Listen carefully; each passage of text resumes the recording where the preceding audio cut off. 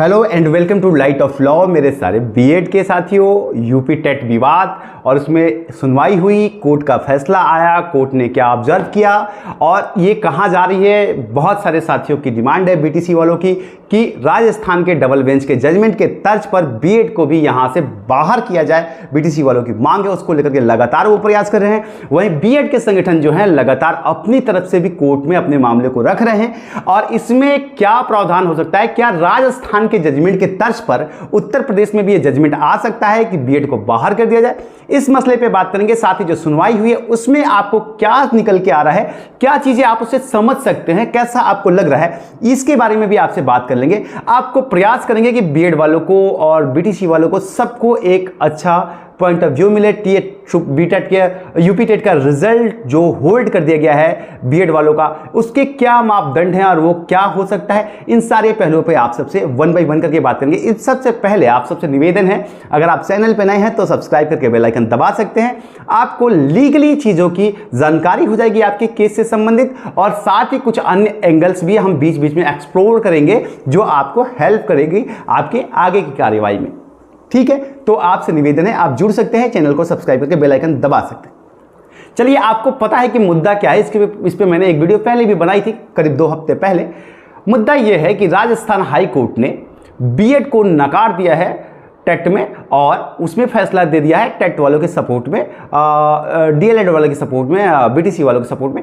तो अब उसी तर्ज पर उत्तर प्रदेश में भी छात्रों की मांग है कि बीएड को बाहर कर दिया जाए और इन्हें ही सिर्फ रखा जाए, और इस मांग को लेकर के केस दर्ज कर दिया गया है। अब इसमें मैं किसी भी पक्ष या विपक्ष में जाने की बात नहीं करूंगा, बिल्कुल भी नहीं। आप लोगों की अपनी अपनी समझ है और आप उसके हिसाब से समझ सकते हैं, जो भी आपका पक्ष है आप तय कर सकते हैं। मैं बस ये कहना चाहूंगा कि बेरोजगारी हर जगह है और जब आप ऐसे लड़ते हैं तो सरकार को भी अपनी उंगलियां सेकने का मौका मिलता है, हाथ सेकने का मौका मिलता है। फिर वो चीज़ों को और डिले करती है, कभी कोर्ट के ऊपर डाल देती है, कभी आप लोगों के आपसी मुठभुटाव के ऊपर डाल देती है।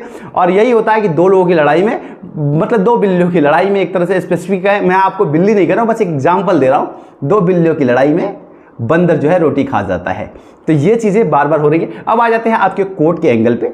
कोर्ट में बहस हुई, बहस के बाद से लगातार इन लोगों की तरफ से एक पक्ष ने ये मांग रखी कि हमें बीटीसी को, हमें बीएड वालों को बाहर कर देना चाहिए क्योंकि राजस्थान ने ऐसा जजमेंट पहले से दे रखा है। अब मैं आपको एक चीज़ ये बताऊं कि राजस्थान ने जजमेंट दिया हो, मध्य प्रदेश ने दिया हो, झारखंड ने दिया हो, किसी ने भी दिया हो, एक चीज़ आप अगर इससे भयभीत हैं तो मैं आपको बताऊं, किसी भी हाई कोर्ट का जो जजमेंट होता है, ऑर्डर होता है, चाहे वो लार्जर बेंच का हो या फिर सिंगल बेंच का हो, कोई फर्क नहीं पड़ता, दूसरा हाई कोर्ट उसको मानने के लिए बाध्य नहीं है। तो सिर्फ इस ग्राउंड पे कोई बहुत बड़ा प्रभाव नहीं पड़ सकता है। और honourable Uttar Pradesh high court इस मामले में थोड़ा सा और ज़्यादा स्ट्रिक्ट है क्योंकि वो अपने राज्य को, और राजस्थान से आप उत्तर प्रदेश की परिकल्पना कर भी नहीं सकते हैं। यहाँ की डेमोग्राफी अलग है, जियोग्राफी अलग है, पॉपुलेशन अलग है, और इस बेस पर आप राजस्थान से आप उत्तर प्रदेश को कंपेयर नहीं कर सकते, सिर्फ इस बेस पर।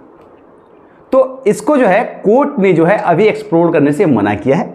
अभी उसने कोई भी अपनी प्रारंभिक कोई भी चीज़ नहीं रखी है, ना ही ये माना है कि ठीक है, ना ही ये माना है। बस रिजल्ट पे जो रोक है इसको लेकर के ऑनरेबल जस्टिस ने कहा है कि हमें थोड़ा वक्त दीजिए। 4 अगस्त को इसकी अगली डेट डाली गई है, उस डेट में आपको कुछ ज़्यादा बड़ा दिख सकता है। अब चलिए एक लॉ स्कॉलर की नज़र से देखते हैं। इससे पहले मैं आपको बताऊं कि अगर आपको इससे संबंधित कुछ ज़्यादा बेहतर जानकारी चाहिए तो आप पाठक सत्यम जो हैं एक यूट्यूब पर भी है और वो बीएड छात्र संघ की तरफ से, लीगल टीम की तरफ से लगातार प्रयास कर रहे हैं। हमारे सर जो हैं ओझा सर, वो इस केस में ऑलरेडी परस्यू कर रहे हैं, तो आप उन्हें देख सकते हैं। और वो बहुत ही, हालांकि मेरा उनसे कोई व्यक्तिगत संबंध नहीं है, ना ही मैं व्यक्तिगत रूप से आज तक उनसे बात किया हूँ।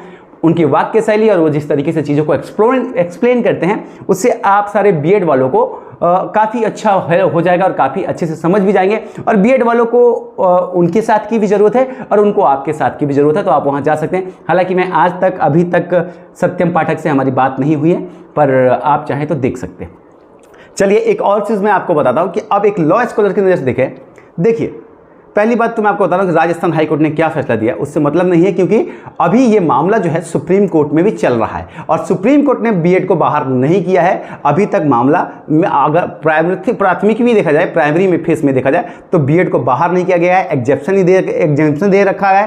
तो जब तक सुप्रीम कोर्ट का कोई फैसला नहीं आएगा, हाई कोर्ट उत्तर प्रदेश का, मुझे नहीं लगता है कि वो इस मामले में बीएड को लेकर के कोई भी टफ डिसीजन लेगा, क्योंकि मामला सुप्रीम कोर्ट में चल रहा है। तो राजस्थान के ऑर्डर के बेस पर यहां फैसला लेना थोड़ा सा डिफिकल्ट है और उस बेस पर बीएड बाहर नहीं होंगे, जैसा कि मैं एक कानून की विद्यार्थी होने की नज़र से मैं अगर अपनी समझ से आपको बताऊं। बाकी दोनों तरफ से बहुत ही अच्छे अधिवक्ता अपने अपने केस को प्रोसीड कर रहे हैं और बीएड वालों के लिए तो हमारे राजाकांत ओझा सर कर रहे हैं। तो काफ़ी चीज़ें हैं कि मतलब तो कहीं ना कहीं इसमें जो है बीएड का पलड़ा जो है भारी है थोड़ा सा, तो ये चीज़ आप समझ लीजिए। और जो लोग भी पैनिक हैं, परेशान हैं या अलग अलग तरह के एंगल्स एक्सप्लोर कर रहे हैं, उल्टी सीधी बकवास कर रहे हैं, आपस में लड़ रहे हैं, मेरा कहना यह है कि जब आप कोर्ट में चले गए तो आपस में कमेंटबाजी गालीबाजी करने की क्या जरूरत है। न्यायपालिका पे भरोसा रखिए, अब फैसला जो होगा वो कोर्ट करेगी और सुप्रीम कोर्ट भी करेगी, क्योंकि मामला तो सुप्रीम कोर्ट में भी है।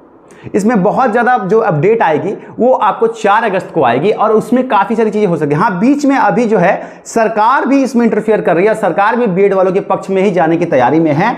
तो ये बीएड वालों के लिए थोड़ा सा और अच्छा साइन है। इसको लेकर के जब चीज़ें कंफर्म हो जाएंगी, मेरी बात हुई थी संबंधित अधिकारियों से, 2-4-10 दिन में कुछ 2-3 दिन में कुछ मेरे पास एग्जैक्ट कंफर्मेशन आ जाएगी, तो मैं आप लोगों के बीच में आकर के उन सारे पहलुओं को जरूर बता दूंगा। इसके लिए आप सिर्फ चैनल पर जुड़ के सब्सक्राइब करके रखेंगे तो आपको खबर मिल जाएगी आपके काम की और ये सारी जानकारी आप तक पहुंच जाएगी। तो ये सारी अपडेट थी बीएड की।